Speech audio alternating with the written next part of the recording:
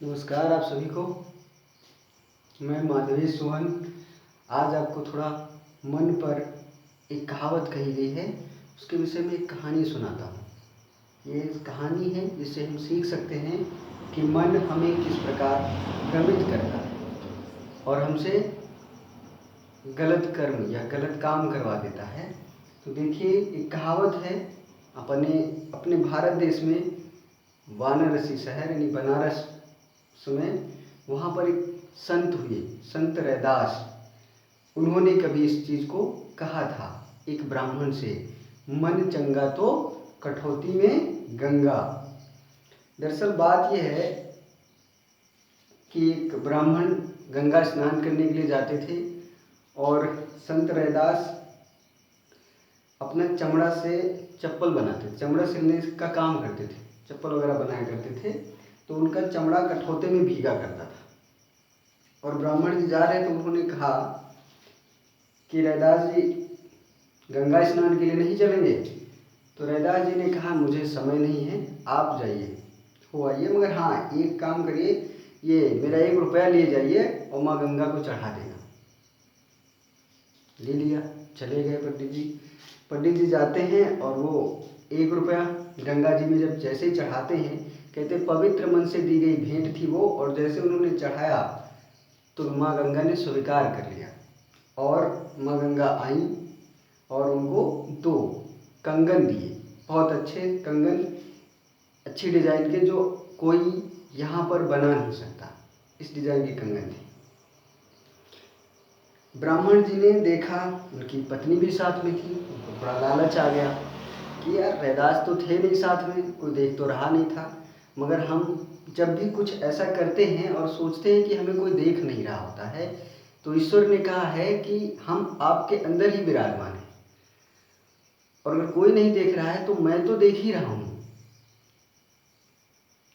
तो ये चीज़ हुई, उन्होंने सोचा कि हम जो है कंगन रैदास को ना दे करके राजा को देंगे और कुछ भेंट मिलेगी, बड़ा अच्छा पुरस्कार मिलेगा, हमारी गरीबी दूर हो जाएगी। ये सोच करके ब्राह्मण देव आए, उसी रास्ते से निकले। रैदास जी ने पूछा कि पंडित जी मेरा 1 रुपया माँ गंगा को भेंट किया? उन्होंने कहा हाँ भेंट किया था। कहा माँ गंगा ने कुछ कहा? तो रैदास जी से पंडित जी ने कहा कि नहीं, ऐसे कैसे, हम जाते हैं तेरे दिन से परनी करने, नहाने जाते हैं और तुम यहीं रहते हो, कह रहे हो कि माँ गंगा आपसे कुछ कहेंगे? कैसे कहेंगे? कुछ नहीं कहेंगे। ऐसे बात होकर के टल के रैदास जी ने कहा कोई बात नहीं, चले गए। पंडित जी ने जैसा विचार किया था कि हम ये कंगन राजा को देंगे जाके और राजा इसके बदले में हमें कुछ पुरस्कार देंगे, वो जाते हैं राज दरबार में, समय के जो राजा रहे होंगे उनको दिया। वो कंगन बहुत अच्छे थे, राजा ने अपनी रानी को दिया और इसके बदले में उन्हें जमींदार बना दिया गया। जमींदार बने, अच्छी खासी उनको ज़मीन मिल गई और उसमें उनके खेतिहर काम करने लगे। पंडित जी की गरीबी तो दूर हो गई थोड़े दिन के लिए। कुछ दिन के बाद में रानी साहिबा से वो एक कंगन उसमें का खो गया, जोड़ा था, एक कंगन खो गया। अब राजा साहब ने भी कोशिश की कि कहीं किसी जौहरी से इसका दूसरा डिज़ाइन, इसी टाइप का डिज़ाइन बनवा लिया जाए। वो अद्भुत कंगन था कि गंगा माँ ने दिया था, मिला नहीं कहीं, या फिर किसी जौहरी ने उसको बनाने के लिए, उसी प्रकार की हूबहू डिज़ाइन बनाने के लिए तैयार नहीं हुआ, कहा नहीं। तब फिर पंडित जी को बुलाया राजा साहब ने, कहा ये कंगन जहाँ से लाए थे इसका एक कंगन बनवा दो क्योंकि एक खो गया है रानी साहब से। अगर इस धरती पर बना होता तो मिलता, अद्भुत चीज़ों को एक माँ गंगा ने दिया था तो मिलना उसका मुश्किल था। कोशिश पंडित जी ने भी की बहुत, नहीं मिला। तो जब नहीं मिला तो राजा साहब कहने लगे अगर पंडित जी नहीं मिला तो समझ लो तुम्हें जेल में डाल दिया जाएगा, ये कहाँ से लाए थे? अब विचार में पड़ गए, मन की तो मानी मगर यहाँ फंसे ऐसे कि अब रास्ता नहीं था कहीं जाएं। फिर सोच समझ करके मन में विचार आया कि ये तो रैदास की कृपा से मुझे मिला था, अब इससे रैदास ही छुटकारा दिलाएंगे। तो रैदास जी के पास जाते हैं और पंडित जी कहते रैदास जी ऐसा ऐसा हुआ था, आपने जो 1 रुपया दिया था, बाद में सच्चाई बताई कि मैंने जैसे चढ़ाया गंगा जी प्रकट हुई और आशीर्वाद के रूप में, पुरस्कार के रूप में आपको एक जोड़ी कंगन दिया था, जो मैंने लालचवश राजा साहब को दिया। पूरी घटना बताई उन्होंने। तो रैदास जी ने कहा, संत थे वो, संत रैदास जी थे, उन्होंने कहा जाओ कठौते से कंगन निकालो। अब इस चीज़ से अद्भुत थे, कहा कैसे ये होगा, मगर जैसे उन्होंने कठौते में हाथ डाला और कंगन वहाँ से उन्हें मिल गया।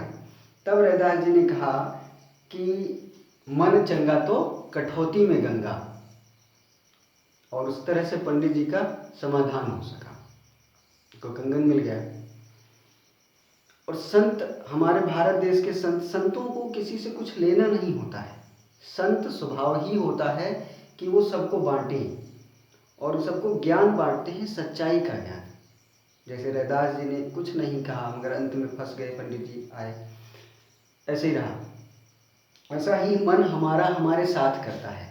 जैसे ही आजकल बच्चे पढ़ते हैं और पढ़ते थोड़ी देर के लिए बैठे, मन ने कहा नहीं यार चलो चाय पी लेते, थोड़ी देर कुछ कर लेते, थोड़ी देर घुमाने के लिए, थोड़ी देर के लिए टरकाता है, बस यही कहता है 5 मिनट, बस 5 मिनट रुक जाओ। 5 मिनट के बहाने वो क्या करता है, मार ले जाता है 2 घंटे 3 घंटे घूम करके आते, फिर कहते हैं यार मैंने तो कुछ पढ़ा नहीं। ऐसे ही आजकल सुबह जैसे ठंडी का मौसम जब होता है तो बच्चे कहते रजाई से सर बाहर निकालो, तो मतलब मन ही कहता रजाई ओढ़ ले। मैं कहता हूँ अगर रजाई से सर आप बाहर निकाल के पढ़ने बैठते हैं, थोड़ी देर मन आपका नहीं मानेगा, किंतु मन को मारिए और बैठिए। और कहते हैं मन तभी कंट्रोल में आएगा जब आप निरंतर प्रयास करेंगे। निरंतर प्रयास करने से मन कंट्रोल में आ जाता है। एक दिन नहीं मानना, फिर पकड़िए उसको, बिठाइए उस काम में। गीता में भी कहा गया है, भगवान कृष्ण ने भी कहा है कि मन एक बार में काबू में नहीं आता है। मन उस चंचल घोड़े के समान है जो बार बार इधर उधर उछलता रहता है। एक चीज से हो जाएगा, दूसरी चीज पे जाएगा। किंतु जब आप निरंतर कोई काम करेंगे, लगातार कोई काम करेंगे, तो आपका मन उस कार्य को करने लगता है। मन के साथ हमारा जो आलस्य होता है, इन दोनों का बड़ा ही तालमेल होता है। ये हमें कार्य नहीं करने देते, पढ़ने नहीं देते। कोई काम करने चलेंगे तो पहले से कोई चीज़ लिख करके मिसाल की जैसे छोड़ देंगे, अरे यार ये नहीं करना, ये देखेंगे इस तरह से हो जाएगा, और फिर वो हम नहीं कर पाते हैं। तो आलस्य इंसान का सबसे बड़ा शत्रु है। कोई भी हो, किसी भी काम को करने जा रहे हैं, अगर आप आलस कर रहे हैं तो फिर सफल नहीं होंगे। दुनिया में अन्य शत्रु होते हैं मगर वो सब छोटे मोटे शत्रु हैं।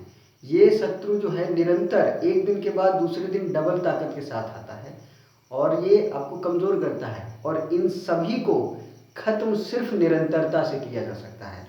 किसी काम को किसी भी परिस्थिति में आप अगर निरंतर करते रहते हैं तो जरूर जरूर सफल होंगे। मन को भी काबू कर सकते हैं, आलस को भी खत्म कर सकते हैं, और जैसे ठंडी लगती है उसको भी भगा सकते हैं।